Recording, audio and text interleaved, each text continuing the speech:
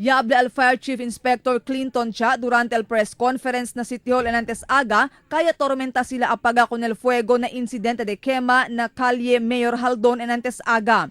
Ya principio según el fuego na Viva Cinema iyaman umit el un edificio na Costao de Este.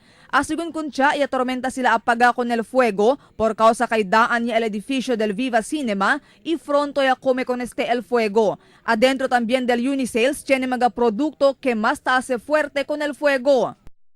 To consider el grandor del building, pati el combustibility of contents, no? Daan niya dilapidated ya, plus el mga silya ya.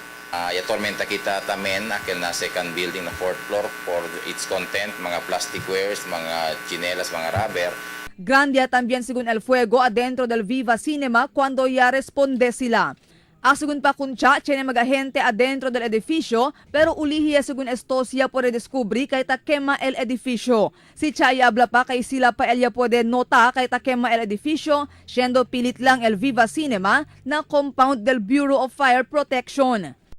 El mismo el occupant ya tiene 3 o 4 gente adentro, no sila puede saber kay takema el de la building. Elian determine, elian identify con el quema es el duty guard, alian office of the regional director de Amon.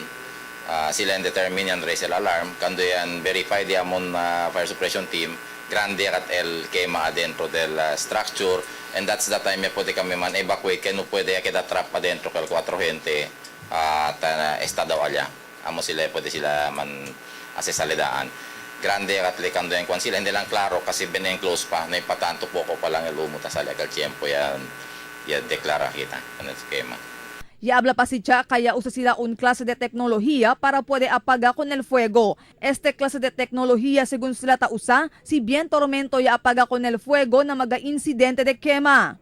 The last recourse ya que le usa kami de Amon foam, kay hindi ka na todo track na pwede usa, akal di Amon na kuya spin forming foam, akal ta umiros de sinante dol mabula-bula, kay highly corrosive kel. So last recourse ya que le usa kami, and it was really effective. Cerca a las 5 del madrugada según cuando ya principia el quema y a las 9:20 del agaya con este declara fire out. Si Chay hablat investiga pa sila el causa del quema. Marifita Mayo, Dateline Zamboanga.